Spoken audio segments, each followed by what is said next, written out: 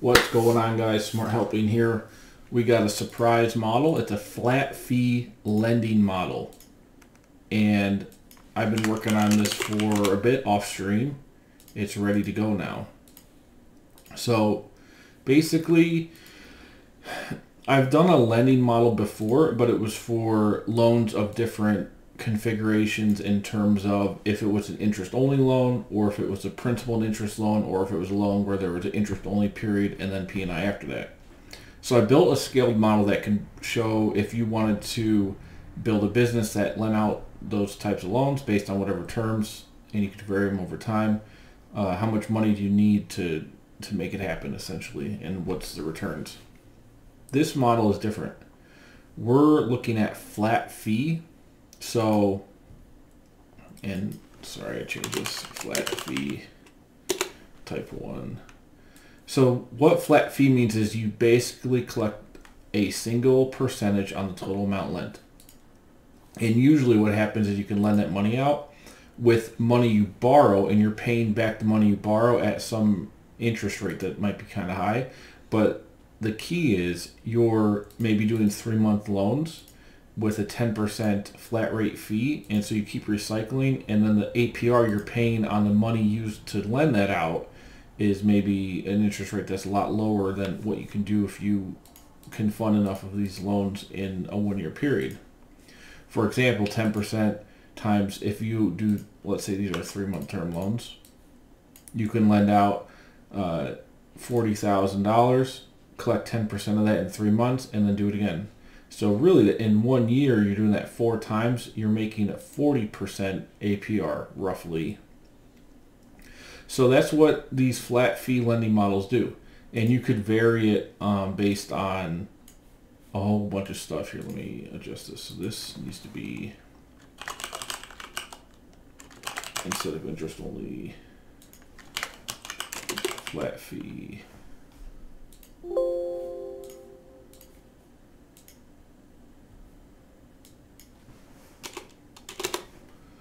So we got 4 types. You can vary them based on the start month, the starting loan count, and you could change that. And for year 1, whatever you put in here for the starting loan count is going to be the monthly loans originated.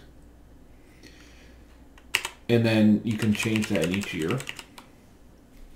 And you can also adjust it based on the different loan types. You can also adjust the fee you're charging on all the loans for each type individually.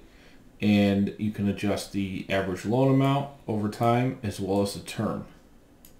And based on all those factors, there's a principal repaid, principal lent out, flat fee collected, and it's all based on the timing of and the same timeline of the model. So very complex to do. You can see here there's a lot of tables that go into the calculation, but you can follow it if you go to each formula. The hardest formula here, we've got essentially the principal in flat fee.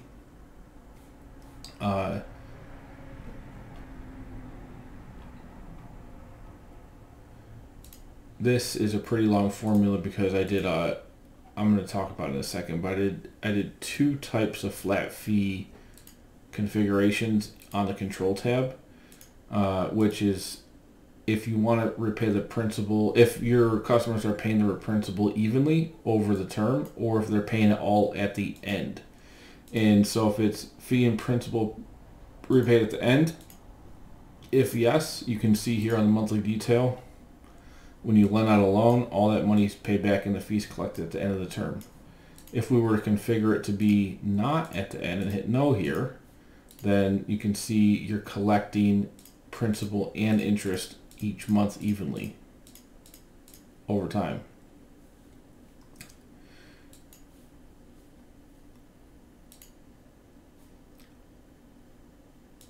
Now you can also assume on these, so we went over the configuration, there's default applied to the repayment amount that goes into an expense.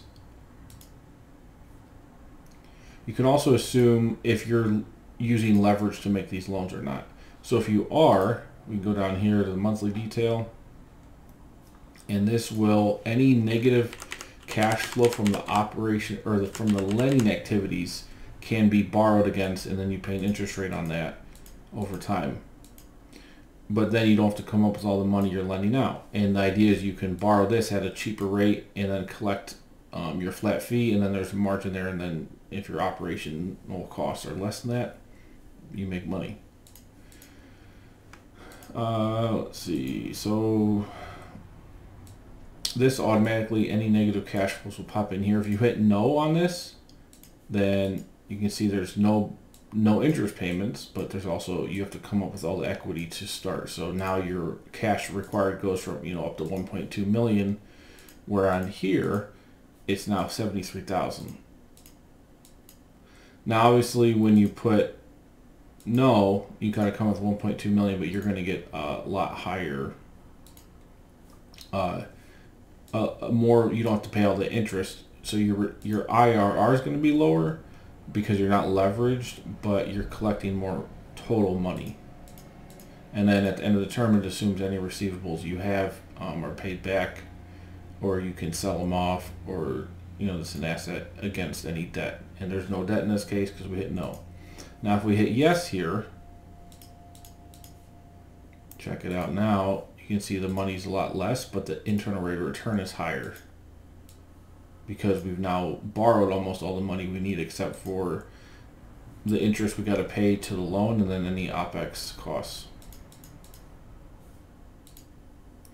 So there's really cool stuff happening here with this lending model. I think it is, for any fixed fee model, this should be able to fit almost any case because you've got up to 4 different types that you can vary the configurations, and you can choose if the principal is paid back evenly in interest, fees, or if it's paid back at the end of the term in a bullet, or you can also assume if you are leveraging yourself or not in terms of funding the startup, equity you're going to need, or startup costs you're going to need to make these loans and run the operation.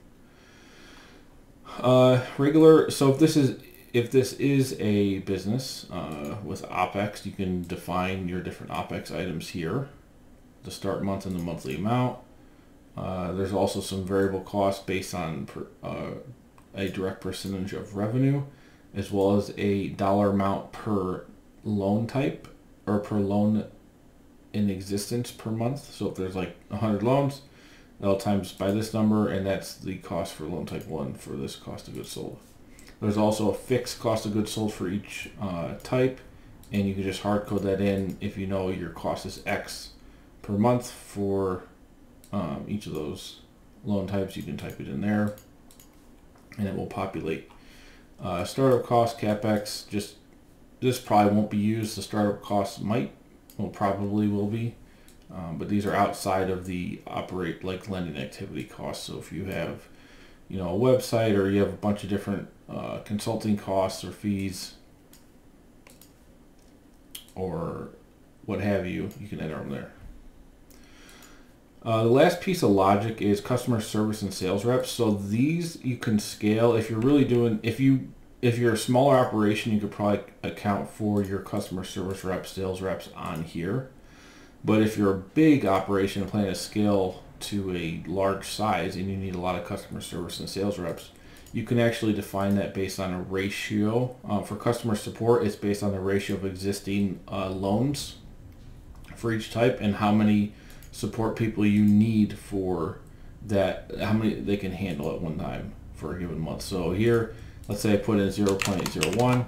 That means for any single customer support here, they can handle 100 loans in existence.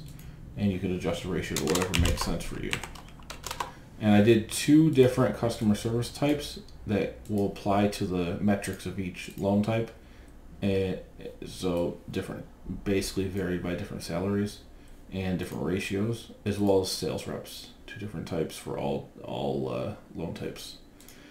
This probably won't be used that much because most people using this program, Excel program, are going to be smaller and probably can handle it on the fixed cost schedule.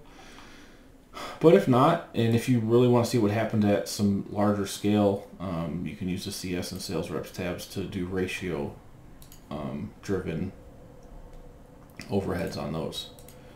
Then the monthly detail will just summarize each loan type, the amount of loans, and then the cash flow that happens based on that, revenues, which is the fixed fee, cost of goods sold, we went over where that's sourced from. Then you've got your gross profit, OPEX items for sales and marketing, general administrative, research and development, and then we got our net operating income or EBITDA. These are just helper calculations for the sales rep and CS, salaries, CapEx. Debt service I already went over. With leverage, you can manually change the interest rate here. Debt balance is assumed to be paid off at the exit month. You can see what happens there. You can also define a multiple on the terminal value of any loans receivable, so it doesn't have to be 1x. It could be like 1.1 or 0.9 or whatever. You could also define any selling fees you think are going to come up with that. And then we get down to cash flow from lending activity. So this is used to figure out how much money can be drawn, because the idea is, again, if you're using levers to fund this operation, you need to, you're not going to be able to draw on money you need to run the business as far as OPEX. You'll likely only be able to draw on money that you're directly lending out. And that accounts for defaults against your flat fee. And this, you can see this is recycling the flat fee back into funding more loans. So this is reducing the amount you need to borrow to continue to lend out loans until you get to positive cash flow. At that point, you don't need to borrow any more money, and you could just grow based on your own lending activity operations. And maybe at this point, you could override this and manually say, okay, I want to start paying back this debt you have here sooner rather than waiting until the end. And then, you basically, this cash flow here would be the amount you can use every month to pay that back. But you just have to make sure if you're going to do that, then don't, you kind of got to watch the numbers and how they change so you don't put too much into repayment. And if you change assumptions, these will all change. So right now it's just defaulted to, at the exit month, all the debt is repaid and any loans receivable are collected, assuming you're selling. And that's just to get a good terminal value. So cash flow, cumulative cash flow, the annual detail does the same exact thing but on an annual basis. We've got our internal rate of return and discounted cash flow analysis here. This shows the cash requirements versus distributions based on all the assumptions, and the internal rate of return for the project. Also, if you're going to bring on investor equity to fund some of the startup costs rather than just your own, you can account for that on the control tab here by putting in investor proceeds. Let's say they're going to fund $60,000 for 20%. Well, then here you can see their internal rate of return is that, owners is this. There's a visual. Executive summary shows the high level financial line items like revenues, gross profit, cost of goods sold, operational income, debt service coverage. This is a model where debt service coverage is actually very important, because if you're using leverage, you definitely need to know and make sure you have enough money to pay back the interest owed on the money you're borrowing to fund this whole operation if you are leveraging out most of the lending money, the startup lending capital. Other cash flow items to account for everything that's happening here, and then final cash flow and cumulative cash. Down here we've also got project and investor and owner return metrics, IRR, equity required, total cash return, equity multiple, and then ROI. There's also some charts here. The visualizations got a lot. Operating costs, operating activities. Then I did per loan type, so outstanding loans receivable versus fees earned, and then monthly loan disbursement versus repayments. So these can get really interesting when you start to change the variables over time. Mainly if you think your loan term average is going to change over time, or the weighted average interest, or your fees, or the loan settled, any of those combinations are going to start to change your visuals, and you can really see what's happening here. It's really digestible based on how you're going to configure your forecast for each of the loan types. You don't have to use every loan type. I thought 4 was a good number. You can see here's all the visuals through loan type 4. Then the total in consolidated, cash flow per month, cumulative cash flow versus outstanding loans, and then sales reps, we zeroed all that out, so it's not showing here. And so that's the flat fee model. It should be very useful if you're planning on starting up this type of operation. And I've done, I don't know, maybe 5 or 6 of these models in the past, and I feel like I've covered almost every possible aspect of it that I can for a broad use case. If you're planning out this, you're going to want to get into this template. If you want the template, it's going to be in the link in the description box below. I feel like the price here, since my other lending model is 75, I'll probably put this at 75. I also have a lending as a service model, and obviously in the other lending model I have is based on not flat fee, but more of a where you're paying back interest and principal over time, and then different types of configurations of that. Okay, so I guess that's about it. Don't forget to subscribe. Join the stream. I'm streaming every Monday at 5 p.m. EST. If you want to check out more models, go to smarthelping.com. Come check it out. I've got over 100 advanced financial model templates in all kinds of industries and all use cases. Alrighty, we'll see you on the next one.